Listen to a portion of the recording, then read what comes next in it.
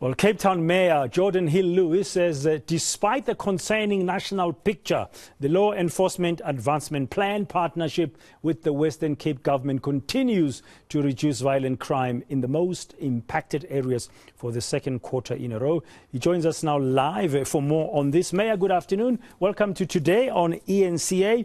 So that your take is that you are contributing to reduce certain violent crimes in Cape Town. What's happening? How are you doing it?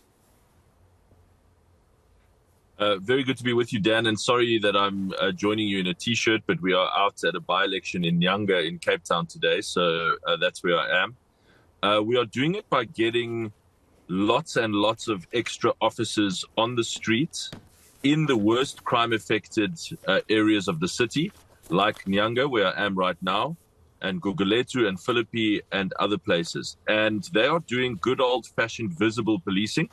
I must say we're doing this in partnership with the Western Cape provincial government. And it is really working. If we look at today's crime stats, of course, they are deeply concerning crime stats from a national overall picture. But if you look at some of the particularly township areas in Cape Town where residents have been living with the worst effects of crime, we see those violent crime coming down. 30.6% reduction in murder in Gugulethu, right next door to me here. Then Philippi East falling completely off the top 30 list of violent crime stations in the country. Delft, a 17.5% reduction in murder. Further reductions in Khayelitsha, Harare, Kraaifontein, and some other places, all of the places where we are deploying our LEAP officers. So we obviously cannot claim victory when there is so much violent crime in South Africa and in Cape Town. There's a long way to go, but it's encouraging that there are some points of light in an otherwise very dark day of crime statistics release.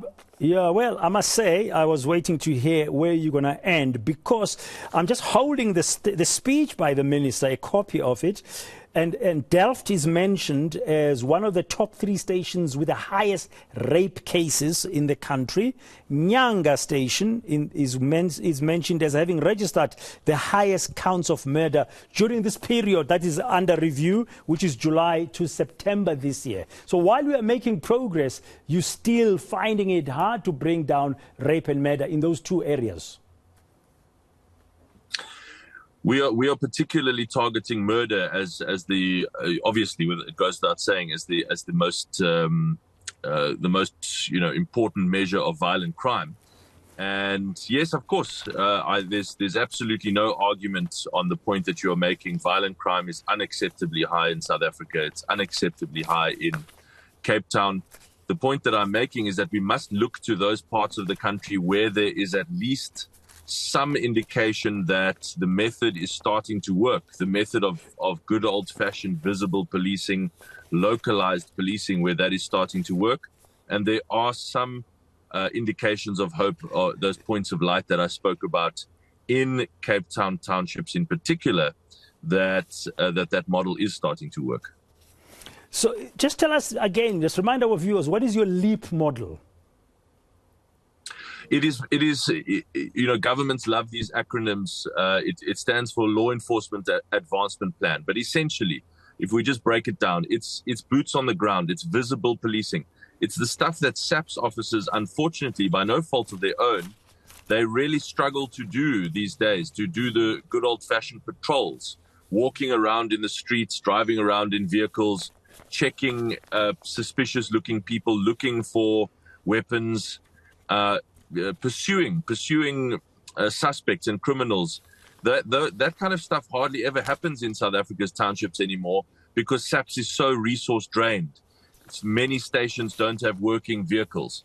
And so we are trying to fill that gap where we can, even though we know that it is a SAPS function. We're trying to fill that gap where we can by putting those officers on the ground ourselves in partnership with the Western Cape province.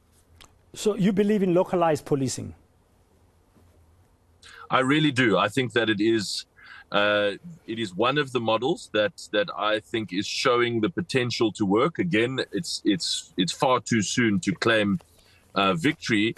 Dan, but it is one of the models that is actually starting to work, and that's why we're making the argument very strongly for more localized policing powers to enable and empower our officers even more to be able to conduct this kind of crime prevention policing. Are you going to be expanding LEAP? Yes, we are. So long as budget allows. It's a very expensive program.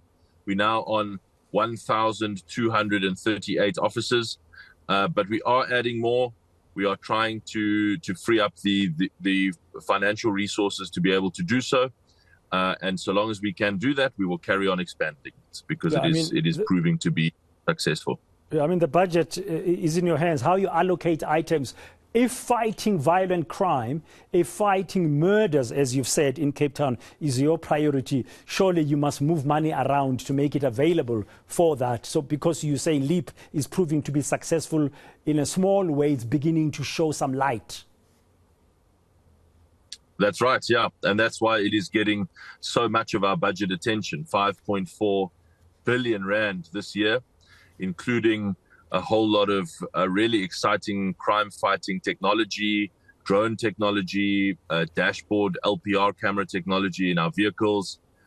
So we are investing massively in crime fighting in Cape Town, knowing that this is, as I said, trying to fill a space. It's trying to fill a hole that is left by the deterioration of service from the South African Police Service. But that is what we are committed to doing, and especially so if it is showing that it has the potential to really work.